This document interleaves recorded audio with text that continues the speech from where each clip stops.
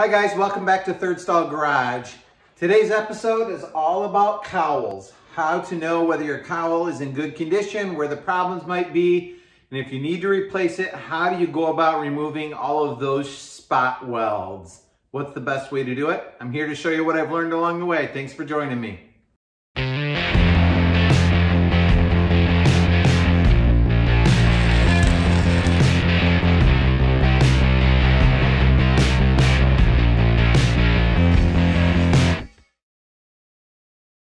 Hi guys, welcome back to Third Stall Garage. Today's episode is part 2 of a series on restoring the 66 Mustang convertible. So if you missed part 1, catch that one. Please consider subscribing, clicking the bell for notifications, and continue watching the restoration of this car. Today's episode is about cowls, what you need to know about them, how to assess whether yours is in good condition or not good condition, and what to do if you have to replace. This is your cowl. Your cowl sits right in front of the windshield. What is a cowl? What does it do? What's its purpose? And how do you know when yours is bad or if you're having problems with it? The main thing a cowl does, other than filling the space between the windshield and the hood, is this grill or the grate on the front lets fresh air in. The fresh air goes 2 different ways, goes through, it's called a hat or a tube in the bottom of the lower cowl, and then that goes down and becomes part of the ventilation system. You'll notice you might be having problems with your cowl if you have a water problem inside that's causing a rusty floor in the front of the footwell, either the passenger or the driver's side. When it rains, you get water inside the car, or if you can notice that the inside of this is completely filled with leaves and it's plugged, and that's causing problems as well. If so, you need to either repair your cowl or replace it. My understanding is there are some iffy methods on cowl repairs. I'll show you how mine was repaired by some previous owner. I don't think it was done real well. Or your option is just to replace the whole cowl, which is a pretty extensive project. To replace the cowl, the windshield has to come out. Obviously, you're gonna be doing some extensive body work, which means paint. And you need to remove a lot of sheet metal welds. So what I started noticing with my cowl after I got the car and I started looking at it closer is that overall it looks really good. I wasn't concerned.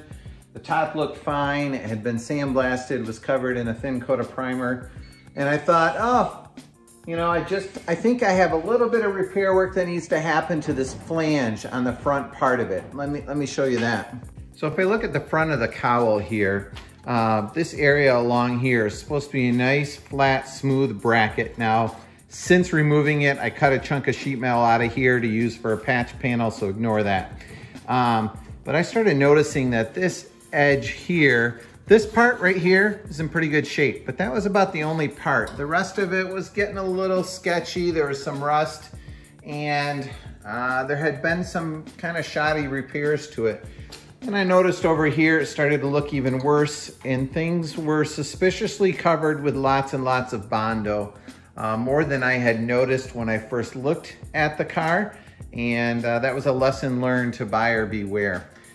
The more I started looking at it, the more I started to be concerned. Then I started looking underneath the cowl. So, you know, my area is all open, but as I look up underneath here, I can see that there has been a patch panel here and a different piece had been put in, and I didn't know how well that had been done. And the more I got into it, the more suspicious I got. Now, there are a couple different ways to repair a cowl. Let me show you one way that had been done that I'm not so happy about.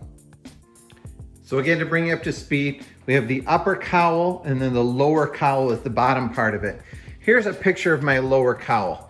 What happens is the fresh air, also some dust and dirt and leaves, drop through that grill down to here, flow down, and then the dirt and debris and water is supposed to stay here while the air flows over top and the water exits out a low point right here. That's what's supposed to happen. Same thing on this side too. What you can see in my situation is the previous owner had patched this out.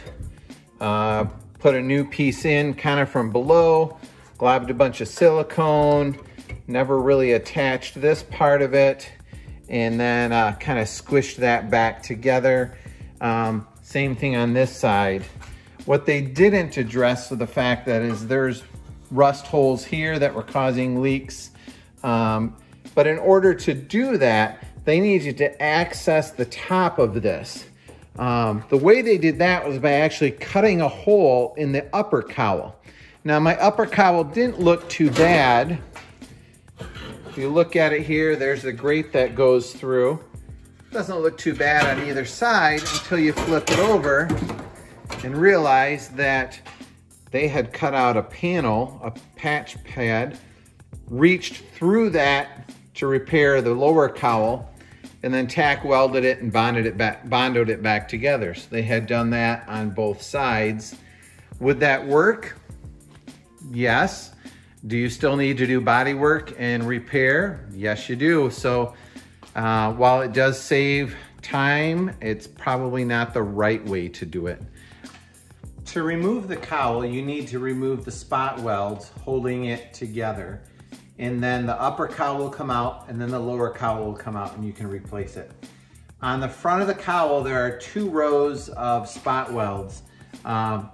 Calling this the front of the car, from the front to back, the first row of spot welds you come to hold the upper cowl spot welded to the lower cowl. And you go through this valley, and then there's the flange that sticks up on the back. This row of spot welds hold the upper cowl to the bottom of the windshield frame. Let me show you where that is. So the upper cowl spot welds to this lower part of the windshield frame. Upper cowl is there, the lower cowl spot welds to the bottom of the upper cowl. Hopefully that makes sense to you. It's a little hard to explain. Once you see it, you'll understand what I mean. If you think of a spot weld as 2 pieces of sheet metal together, they're melted with electrode, it joins them. How you remove a spot weld, there's a variety of different ways to go about it. Probably the best way to remove it probably depends a bit about what you're gonna do with that spot weld. You just need to get both of them apart. So for example, I knew that I was not keeping my upper cowl, nor was I keeping my lower cowl anymore. So in removing, sorry about my hand, in removing this row of spot welds and connecting my upper cowl to my lower cowl, I'm not saving either of those pieces of metal. So if I were fortunate enough to have a plasma cutter, you could blow right through those and cut them out. I didn't have that. So what I chose to do is to take a drill bit and just drill a hole straight through. I found the spot welds. If you sand it down a little bit, wire brush it, they kind of reveal, you get the sense of that. You might want to prick punch a hole in the middle, but then I just used a 3/8 drill bit or whatever size and just blowed a hole right through because I didn't care about the lower level.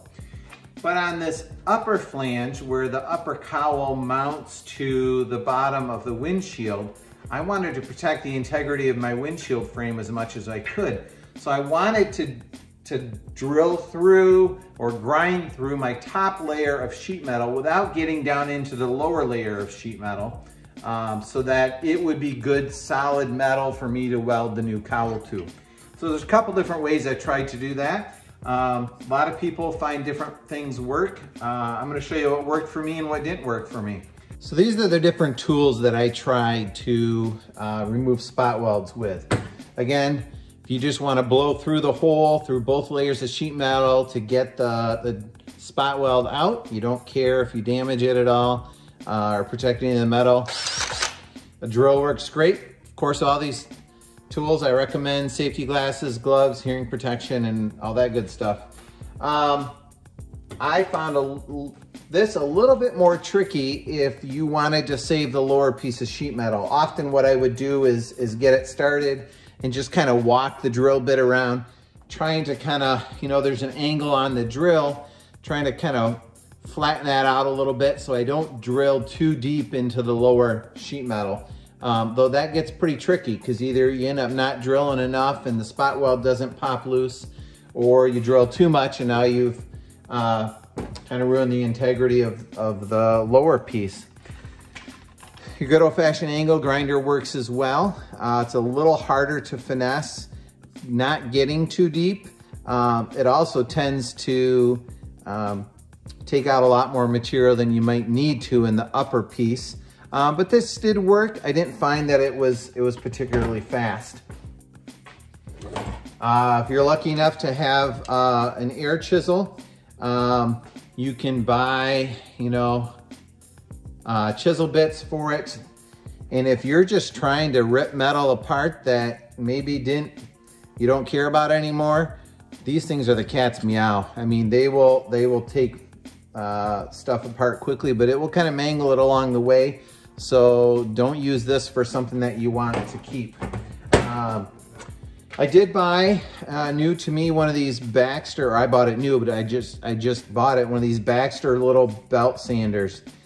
This hands down has become my favorite tool for removing spot welds. You can take the belt sander, find your spot weld, and you can just grind back and forth lightly over that spot. And as you grind down, you'll be able to watch and see the spot weld kind of emerge. And as you get thinner, as the top layer gets thinner, and as you get closer to that bottom layer below it, it will start to turn blue as it overheats.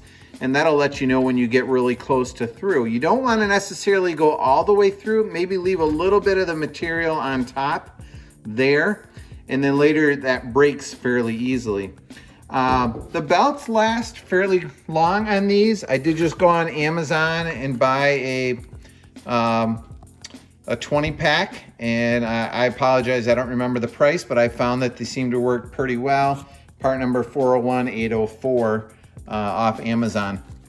And they work pretty good. They're pretty aggressive. I also bought a pack of the 60 grit. So that way I would have a choice there, but for doing spot welds, I did like the 40 grit as well. Then the last tool that I used frequently was just a hammer and chisel. There's nothing special about it. I had an old file that was junk, and it was a cheap one that never worked. It wasn't sharp when I bought it. Probably should have returned it. What I did was I cut the handle off.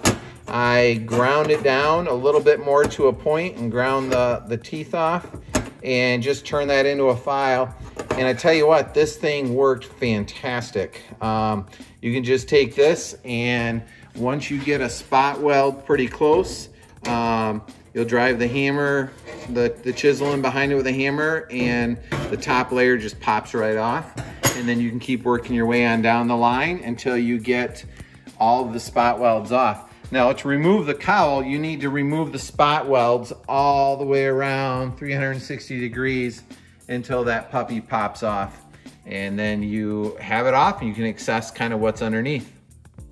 So once your cowl is off, yours will look similar to what mine does now, except for that yours would probably have the firewall in line right here, and I needed to remove my firewall, and that'll be a upcoming episode of why I did that and how I went about it.